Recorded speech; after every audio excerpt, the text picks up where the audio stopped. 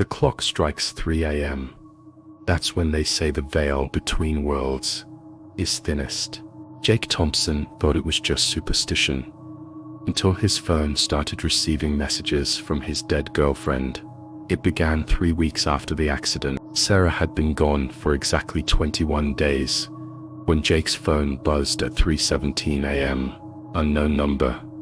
The message read, "Jake, why didn't you save me?" Jake stared at the screen, his blood running cold.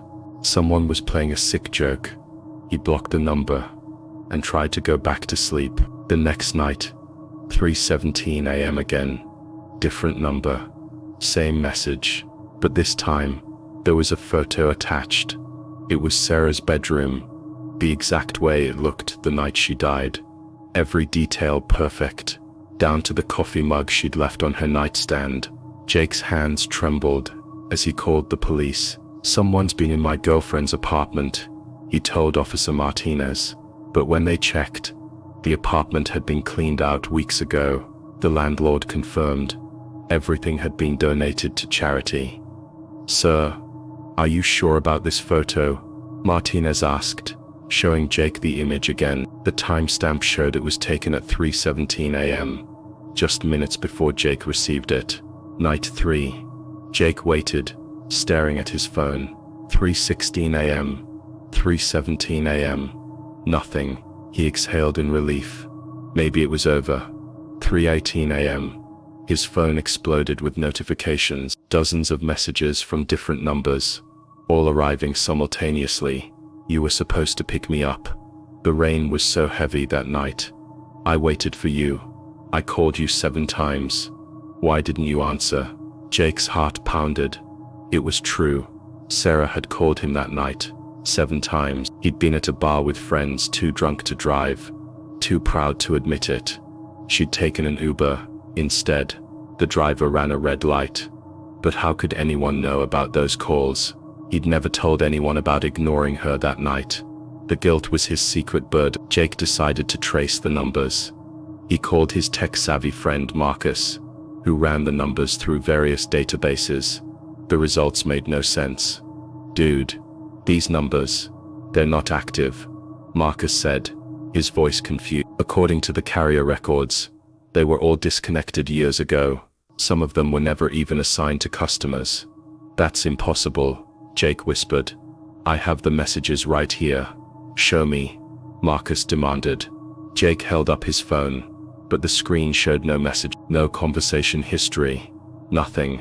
"Jake, your message history is completely empty. Are you sure you're okay?" That night, Jake set up a camera pointed at his phone. He would record whatever happened at 3:17. At exactly 3:17 a.m., Jake watched himself pick up his phone. His eyes were closed, but he is typing rapidly, sending messages to himself from different numbers he somehow knew. In the video, Jake was having an entire conversation with himself, typing both sides. But the most chilling part was what he was saying in his sleep. "I'm sorry, Sarah. I'm so sorry. I'm so sorry. I should have answered. I should have saved you." Jake realized the horrifying truth. The messages weren't coming from Sarah's ghost. They were coming from his own guilt-ridden subconscious, manifesting through his sleepwalking episodes. His mind had fractured from the trauma, creating elaborate scenarios to punish himself. Jake thought he'd solved the mystery. He scheduled an appointment with a psychiatrist, ready to heal from his guilt. But as he was about to delete the message thread that didn't exist, his phone buzzed one final time. 3:17 a.m. New message from Sarah, her actual contact, which had been deleted from his phone weeks ago. The message contained a single photo. Jake, asleep in his bed, holding his phone. But in the background of the photo, standing in his bedroom doorway, was a figure in a white dress. The timestamp on the photo was from 30 seconds in the future. Jake slowly turned toward his bedroom door. The figure was there exactly as shown in the photo. Sarah stood in the doorway, translucent and dripping wet, her mouth moving silently. His phone buzzed with her final message. "I forgive you, Jake, but you need to stop running from the truth. You weren't at a bar that night. You were driving. You were the one who ran the red light." The last sound Jake heard was his own scream, as the memories he'd suppressed came flooding back. The rain, the intersection, the moment of impact. He hadn't just failed to save Sarah. He was the one who killed her. The next morning, Jake's neighbors found him in his car in the garage, engine running. On his phone was a final message, sent at 3:17 a.m. "I'm sorry, Sarah. I'm coming home." Story 2. The Minna. Detective Lisa Chen had seen enough crime scenes to last 3 lifetimes. But the Miller house was different. When she walked into the master bedroom, everything looked normal, except for one thing. Every mirror in the house was covered with black cloth. "The family did that," Officer Rodriguez explained. "Said they couldn't stand looking at their reflections after what happened to their daughter." 16-year-old Emma Miller had been found dead in her bedroom 3 days ago.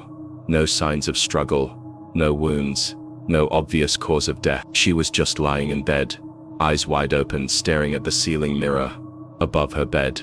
The coroner ruled it sudden cardiac arrest, but her parents insisted something supernatural had killed their daughter. She kept saying someone was watching her through the mirrors. Mrs. Miller sobbed. "We thought she was just being dramatic. Teenagers, you know." But the night before she died, she covered every mirror in the house, said her reflection wasn't moving the same way she was. Lisa had heard stranger stories, but something about this case felt off. She decided to stay in the house overnight, see if she could find any logical explanation for Emma's fear of mirrors. At 2:30 a.m., Lisa was reviewing case files in the living room when she heard a sound from upstairs. It was subtle, like someone was walking around. She grabbed her flashlight and headed up. The sound was coming from Emma's room. Lisa pushed open the door and swept her flashlight across the space. Empty. But as she turned to leave, she noticed something odd. The black cloth covering the ceiling mirror had fallen to the floor. Lisa looked up at the mirror and froze. Her reflection was there, but it was wrong. The reflection was smiling, even though Lisa wasn't.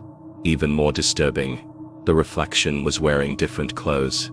Lisa was in her police uniform, but her reflection wore a white dress. She backed away from the room, but the reflection didn't move with her. It just stood there, smiling and waving. Lisa ran downstairs and called for backup. But when Officer Martinez arrived 20 minutes later, the cloth was back on the mirror, secured tight. Lisa looked up. Her reflection was normal again. "Maybe you're just tired," Martinez suggested. This case has everyone on edge. But Lisa couldn't shake what she'd seen. She decided to research the house's history. What she found made her blood run cold. The Miller house had been built on the site of an old Victorian mansion that burned down in 19. According to newspaper accounts, Catherine had been found in front of her vanity mirror, as if she'd been trying to escape through the glass itself. The strangest detail was that witnesses claimed Catherine's body was found wearing a white dress, but her charred reflection in the cracked mirror was wearing her nightgown. The mirror had somehow preserved an image that didn't match reality. Lisa realized that Emma Miller hadn't been seeing things. Something was trying to communicate through the mirrors, or worse, trying to pull people into whatever realm Catherine Wells was trapped in. The next day, Lisa convinced the Millers to let her remove the ceiling mirror from Emma's room. As the workers lifted it down, Lisa noticed something etched faintly into the back of the glass. A message that hadn't been there before. "She's with us now. Who's next?" That night, Lisa went home and covered every mirror in her own house. But as she was taping black cloth over her bathroom mirror, she glimpsed her reflection one last time. It wasn't smiling anymore. It was screaming silently, its mouth wide open, hands pressed against the glass as if trying to break through. Lisa never removed those black cloth. 2 weeks later, her partner found her apartment empty, with a single uncovered mirror in the bedroom. In the reflection, you could see 3 figures now.